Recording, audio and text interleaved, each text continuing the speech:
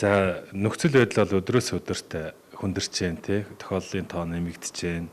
За яг одоо эмнэлгийн орчинд орны төлөвлөлтийг бид нар өдөр болгоноор хийгээд 7 хоногноор хийгээд одоо нэмж гаргаж байгаа хэдий ч нөөц бол цаана бол хомс байгаатай холбоотой.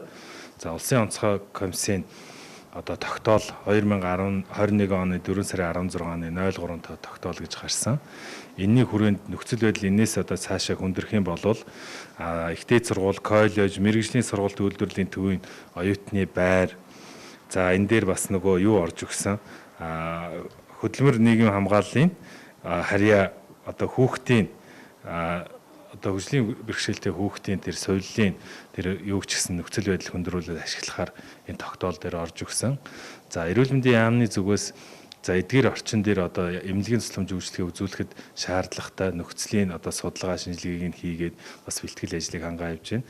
Яг одоохондоо бол яг жишээлбэл тэр хөгжлийн бэрхшээлийн хүүхдийн соёлол дээр бол ямар нэгэн байдлаар яг хүн авч эмчлэх үйлчлэгээ эхлэегүй байна. Гэхдээ бэлтгэл ажлаа хангаад ингээ явж байна. Байдал эндээсээ одоо ингээд улам дордоод илүү их одоо олон хүн тохиолдлын тоо эсвэл энэ одоо төвийн үйл ажиллагааг одоо ковид эмнэлгээр ашиглахаас өөр аргагүй нөхцөл байдал үүснэ.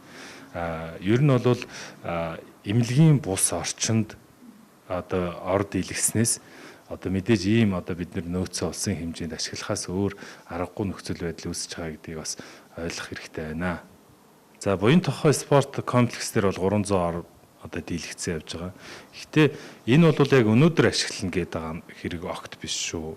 Тэгээ бүр одоо бидний одоо төсөөлснөөс хэмжээгээр тархалт нэмэгдээд энэ тохиолдолд бид энэ тусгаарлан ажиглахаар энэ одоо бэлтгэл ажлыг бас хангаад явж байна. Улсын онцгой комиссийн одоо тогтоол шийдвэрийн дагуу энэ ажлууд бэлтгэл ажлаа хангагдаад явж байгаа. Түүнээс шөнө маргаашийн дотор энэ дээр одоо хүн авч эмчлүүлэх тийм зүйл бол харах нь тэр шатанд арай хүрчээгүй байна. Гэтэ ийм байдал бол нэг өдрийн дотор, нэг 7 хоногийн дотор ч гэсэн байдал одоо яаж хүндэрч болох эрсдэлтэй байгаа үед бид бэлтгэл ажлаа хангахад явах нь бол зөв байгаамаа.